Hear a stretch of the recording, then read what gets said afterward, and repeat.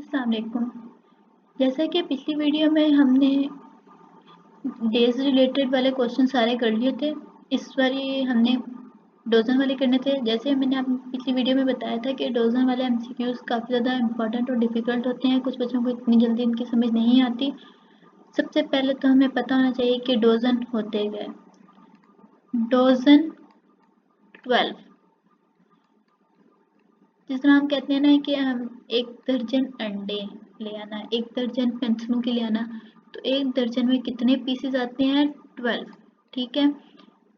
अब देखें, इस क्वेश्चन में बताया है कि अगर मैंने 1 डजन पेंसिल्स, मैंने 12 पेंसिल्स खरीदी हैं, ठीक है, जो कि मुझे 27 रुपीज़ की पड़ी है। इतनी सस्ती पेंसिल्स, वाओ। चले, मैंने एक दर्जन पेंसिलों की खरीदी है सिर्फ 27 रुपीज़ में। अब मुझे 4 पेंसिल्स कितने की पड़ी? ठीक है, इसके लिए हमने क्या करना है, जितनी कीमत है, कीमत को नंबर ऑफ पीस से डिवाइड कर देना है। Number of price divided by number of peace. अब 27 की हमने पेंसिलें खरीदी थी, कितनी खरीदी थी? 12 खरीदी थी। ठीक है, अब इनको आपस में हम डिवाइड करेंगे। इसको हम करते हैं 3 पे डिवाइड, तो 3 4 are 12 और 3 9 are 27। ठीक हो गया, हमारे पास आंसर आया 9/4। अब हमने कितनी प्राइस को करना है? 4, तो हम इसके साथ 4 को मल्टीप्लाई कर देंगे। अभी कैंसिलेशन हो जाएगी, 4 1 कितने बचेंगे? 9। सो सिंपल, हमारे पास कितने बचे? 9। अब देखिए नेक्स्ट, अब उसने इस बार भी एक दर्जन पेंसिलों की खरीदी है 60 रुपए में, उसको 5 पेंसिलें कितने की पड़ेंगी? तो अब इसमें देखते हैं, मैंने आगे ऊपर भी बताया था कीमत को कितनी चीज़ों से डिवाइड करना है। ठीक है, अब इसको हम 3 पे डिवाइड कर लेते हैं, या 6 पे आसानी से हो जाएगा। 6 10 और 6 2 are 12। अब 2 1 2 5 are 12। ठीक है, अब हमारे पास क्या बचा? 5। अब इसको हमने जितनी पेंसिल्स की कीमत हमें मालूम करनी है उससे हम मल्टीप्लाई कर देंगे। हमने 5 कीमत मालूम करनी थी, तो क्या आंसर बनेगा? 5 5 are 25। अब देखें इस क्वेश्चन को, देखें इसमें हमने एक दर्जन अंडे खरीदे हैं 24 रुपीज़ के। 7 अंडे कितने हमें पड़ेंगे? अब देखें इसमें हमने क्या करना है, 24 डिवाइडेड बाय 12। ठीक है, इसको हम मल्टीप्लाई कर देते हैं, 3 से हो जाएगा 6 से कर लेते हैं। 6 2 are 12, 6 4 are 24। ठीक है, अब 4 डिवाइडेड बाय 2, 2 1 are 2 2 are 4। अब हमें बचा 2, मतलब कि ये जो निकली है ना, ये एक अंडे की प्राइस निकलती है हमारे पास, इनको आपस में डिवाइड करके। तो इस एक अंडे की प्राइस को हम जितनी हमने मालूम करनी होगी, जितनी चीज़ों की प्राइस, हम उससे मल्टीप्लाई कर देंगे और हमारा आंसर आ जाएगा 14। चलें नेक्स्ट पे। अब इसने एक दर्जन अंडे खरीदे 24 रुपीज़ के, एज इट इज सेम हो गया। अच्छा, 1 डजन पेंसिल्स खरीदी इसने 15 रुपए की, देन द प्राइस ऑफ 72। ये कैसे होगा? एज इट इज ऐसे ही होगा, बट ये थोड़ा सा डिफिकल्ट सा हो जाएगा, लेकिन ये भी सिंपल हो जाएगा। अब देखें, इसको कीमत को पेंसिलों से डिवाइड कर देंगे। अब ये तो आपस में कटता ही नहीं है, नहीं 5 3 पे कट जाएगा ना, 3 4 3 5। अब देखो इसको सही से लिख देते हैं, 5 4 मल्टीप्लाई 72। अब इसको हम 2 से अगर डिवाइड करें, 2 4 2 3 6 2 6 12। अब 2 1 2 1 2 8 16। अब 180 डिवाइडेड बाय मल्टीप्लाई 5, क्योंकि ये 5 बच गया ना, इसको तो हमने कुछ किया ही नहीं।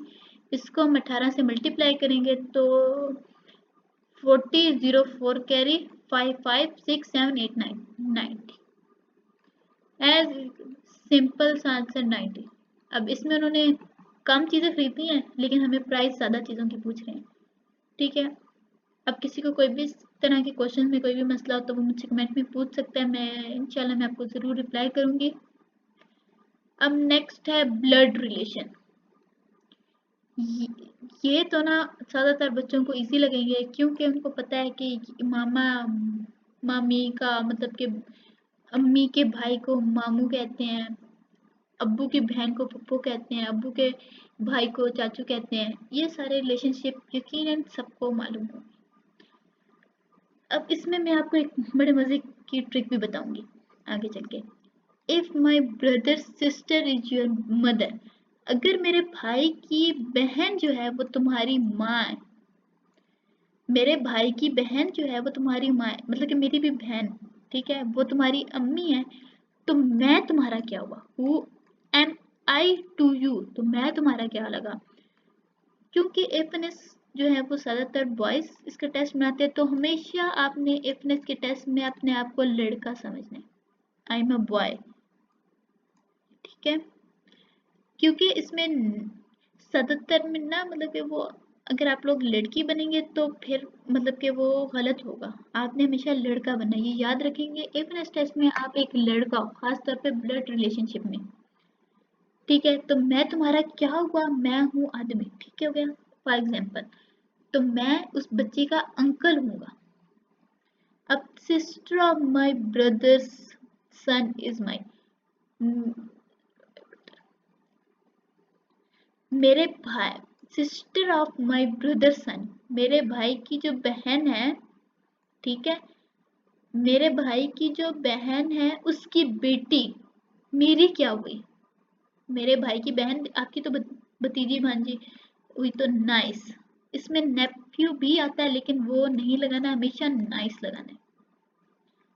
My sister is your mother, मेरी बहन तुम्हारी माँ है। What is a relationship between you and me, relationship पूछ रहा है।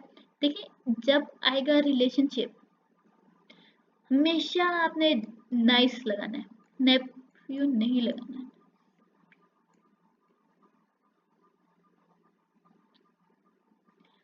ठीक है।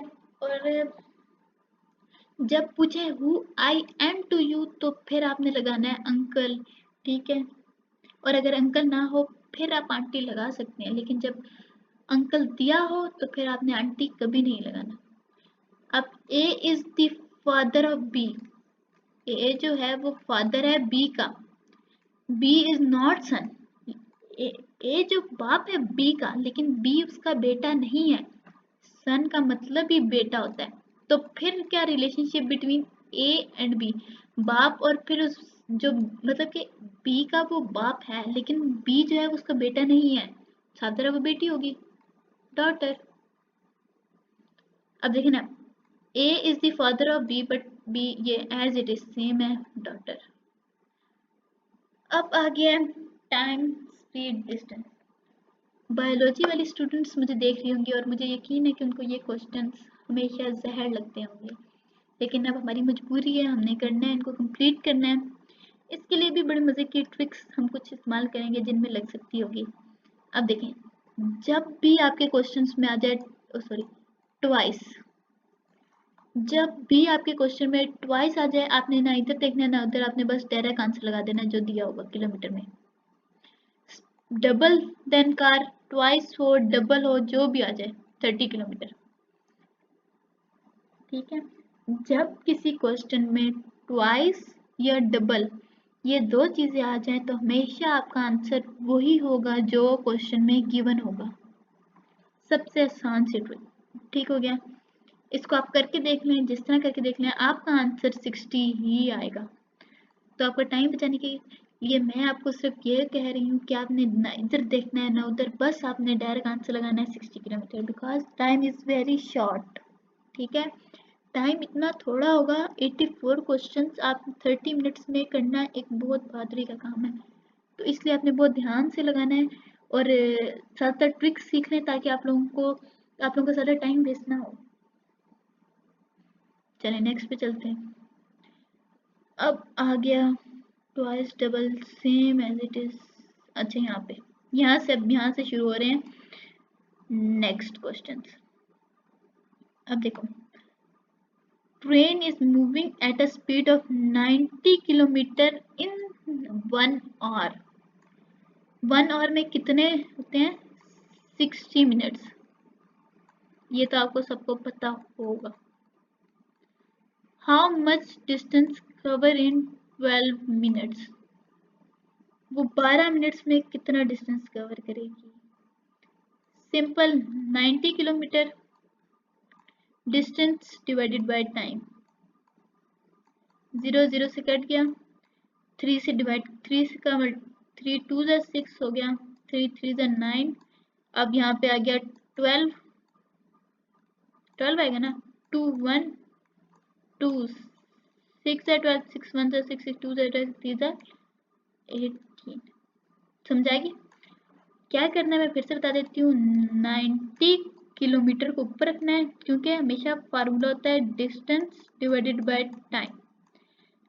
90 किलोमीटर है 60 मिनट में कवर करते हैं। 0 से कट गया, 3 का टेबल बनेंगे, 3 2 जा 6, 3 3 जा 9। फिर जिस तरह के हमने डोजन वाले सवाल क्वेश्चन किए थे ना, सेम टू सेम ये भी इस तरह होंगे। इसको मल्टीप्लाई कर देंगे मिनट से। 2 1 जा 2 6 जा 12, 6 3 जा 18। हमारा आंसर आ गया 18। If a helicopter need 50 gallons to move 320 kilometer, then how many gallons does a helicopter need to move 400 kilometer? इसको कैसे करना है? इसमें किलोमीटर को ऊपर रखना है, 320 को डिवाइड कर देना है 50 से, 0 मल्टीप्लाई बाय 400 भी साथ ही करते हैं। अब 3 2 को चलो 5 से डिवाइड कर लेते हैं, आसान है। 5156.4 6.4 आता है ना, मल्टीप्लाई बाय 400।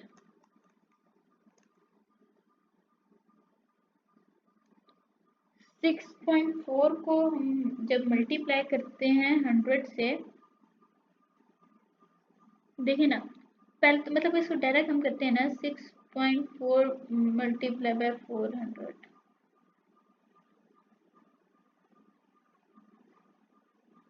नहीं, ये इस तरह सवाल नहीं होता सच्चे।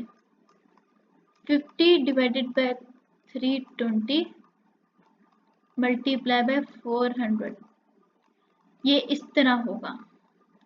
अब इसको 4 का टेबल यहाँ से पढ़ेंगे ना, 2 का टेबल से पढ़ लेते हैं। ये वैसे 4 के टेबल में हो जाएगा। 4 10 जार, 4 8 जार। 2 का टेबल पढ़ लें, 2 4 जार, 2 4 जार 8, 2 5 जार 10। अब 5 5 जार 250 डिवाइडेड बाय 4। 4 1 4 4 5 4 5 4 6 जार 20। ठीक है, उस नीचे क्या बचेंगे? 3 4 2, फिर आगे पॉइंट और फिर 5। हाँ, ये आंसर आ गया 62.5। इसमें ना हमने ये जो मैंने गलत कर दिया था कि पहले 320 किलोमीटर, जब आपको एमसी क्वेश्चन के पूछा जाए ना किलोमीटर, ठीक है, तो तब किलोमीटर हमेशा नीचे आता है। अब देखिए ना, इसमें हमें टाइम पूछा जाता था तो हम टाइम को नीचे रखते थे, ठीक है। इसमें किलोमीटर पूछा जा रहा है तो हम किलोमीटर को नीचे रखेंगे। ये जो मैंने ये वाला किया ये गलत हो गया, ठीक है। हमेशा किलोमीटर को नीचे रखा जाएगा, 320 50, ठीक है। जिस क्वेश्चन में जो चीज पूछी जाएगी वो चीज नीचे आएगी। अब तो ये जगह भी होगी ये कम। अच्छा चलें, इसको मैं इस जगह पे करती हूँ इस क्वेश्चन को। A man walk 20 kilometre 20 kilometre वो चलता है 100 मिनट में, तो वो 1 किलोमीटर में कितना चलेगा? अब देखो इसमें किलोमीटर फाइंड करना है, ठीक है। अब किलोमीटर क्या आएगा? नीचे आएगा। टाइम कितना है? 60 प्लस 40 100। एक जीरो से कट गया, 2 1 2 5 और 5 को 1 से मल्टीप्लाई करेंगे तो आंसर आएगा 5। अब मैं बता दूं, जो चीज आपको क्वेश्चन में अगर किलोमीटर पूछने का कहते हैं ना, तो किलोमीटर नीचे आएगी, ठीक है। और अगर आपको टाइम कहते हैं तो फिर टाइम नीचे आएगा, ठीक है। अब जैसा इसमें टाइम का देखें, एंड में बता रहे हैं तो हमारा टाइम नीचे आएगा। बस moving with the speed of 60 kilometre इन 60 और मिनट्स, देखें 60 ये किलोमीटर लिखा है, डिवाइड बाय 60 6 6 1 1 हो गया 30 मिनट्स।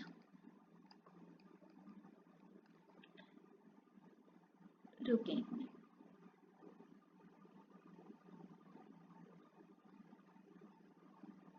हाँ ठीक है। अब इसका आंसर क्या आएगा? 30 किलोमीटर। क्यों? 60 मिनट में, अगर वो 60 मिनट में वो 60 किलोमीटर चलता है तो 30 मिनट में सेम है, वो 30 किलोमीटर चलेगा। इसका आंसर यहाँ नहीं केवल 30 किलोमीटर, ओके। क्योंकि जितना अगर वो 60 था तो वो 60 मिनट्स में चला है, इसी तरह वो 30 किलोमीटर 30 मिनट में चलेगा। 1 किलोमीटर 1 मिनट में वो कंप्लीट कर रहा है, कवर कर रहा है। प्रॉफिट एंड लॉस, चलो ये मैं आपको नेक्स्ट वीडियो में समझाऊंगी। अब तक के लिए काफ़ी है। देखते रहें लर्न विद IQ, सब्सक्राइब कर दें ताकि आपको आने वाली वीडियोस और हर तरह की ट्रिक्स आपको मिल जाए, ताकि आप लोगों के लिए फिटनेस की तैयारी में आसानी हो जाए। Thanks for watching.